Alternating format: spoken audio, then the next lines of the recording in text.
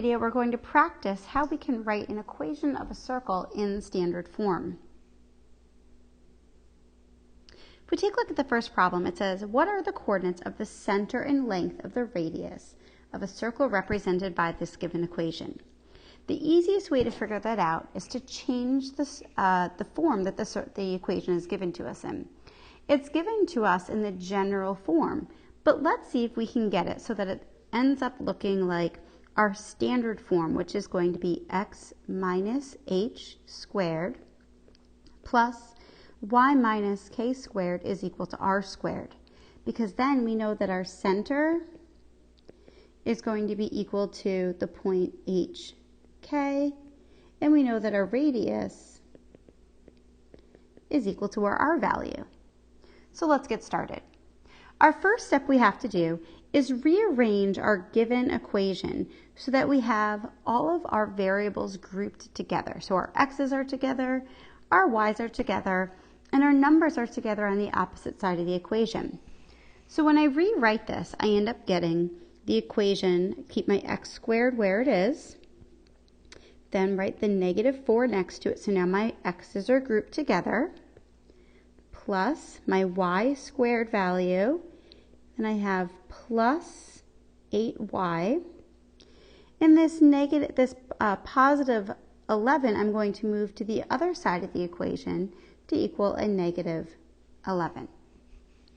Now we need to get ready to complete the square. The way that I prepare that is that I'm going to go ahead and draw in boxes so that I remember that I have to have it, square it, and then add it to both sides.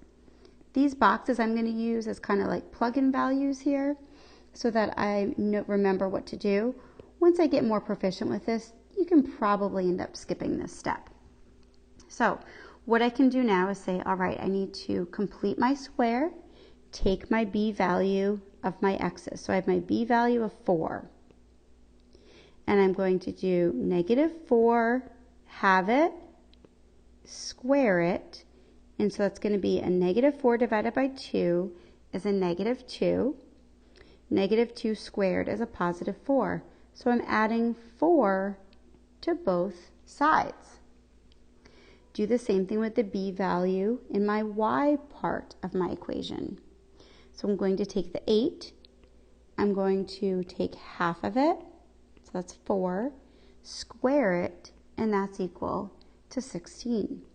So I'm going to add 16 to both sides. The next thing I'm going to do is thinking about simplifying this equation down a little bit. So I'm going to keep my trinomials for now, save my factoring for the next step, and just simply go through and rewrite this in a way that I can see better to do my next step of factoring.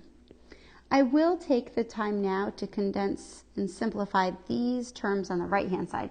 Add all those numbers together. So I get a negative 11 plus 4 plus 16 is equal to a positive 9. If I take a look at my first trinomial, I now have a perfect square. So I can factor this because I'm looking for two numbers that are multiplying to a positive 4 and adding to a negative 2. So I get x minus 2 squared plus y plus 4 is equal to 9. So now I need to pull out my values, my h, my k, and my r value from this equation now that I have it written in standard form. So in this problem now, I can see that my h value is equal to a positive 2. My k value is equal to negative 4. Watch the sign there. And my r value, or r squared I could say, is equal to 9, which means my r value is equal to 3.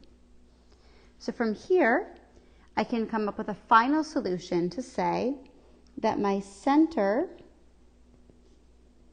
is going to be the point 2, negative 4, and my radius is equal to 3.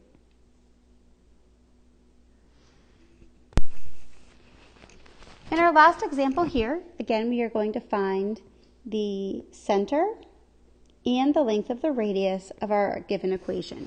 Now note the form that the equation is given in, it's not something that we can easily pull our center and radius from, so therefore we need to rewrite this equation using standard form. Now watch your signs a little bit here. Remember, our first step is always to rewrite our equation so that we are grouping our variables on the left and our numbers on the right. So we already have our number 56 on the right, but this negative 8y is going to have to come back over to the other side of the equation. So let's start to regroup. So I'm going to start off and get x squared minus 6x plus y squared. Now I'm going to move this negative 8y to the other side of the equation by adding it to both sides. So this becomes plus 8y, and that 56 can stay right where it is. So now I'm going to start to get ready and prepare to complete the squares for both the x's and the y's. So I do that by just putting boxes to make mental notes to make sure that I'm adding to both sides. So y squared plus 8y plus some number, not sure what it is yet, is equal to 56. Adding my blue number to the right-hand side, and then adding my red number to the right-hand side. So let's figure out what those two numbers are that go in the boxes. So I take the b value from my x's, and I have it, and then I square it. So negative 6 divided by 2 is a negative 3. Negative 3 squared is equal to a positive 9.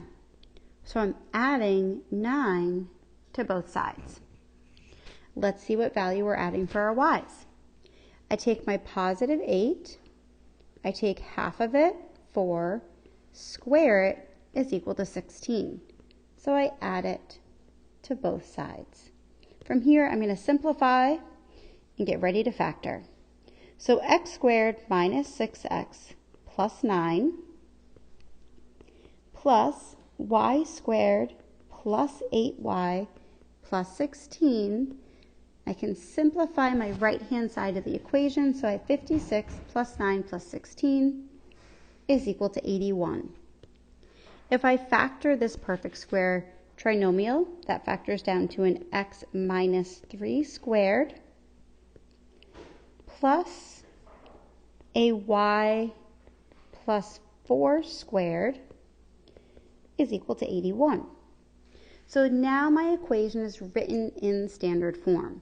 From here, I want to pull out my center point and my radius by using my h, k, and r values. So from here, my h is equal to 3, my k is equal to 2, and my r is equal to the square root of 81, which equals 9.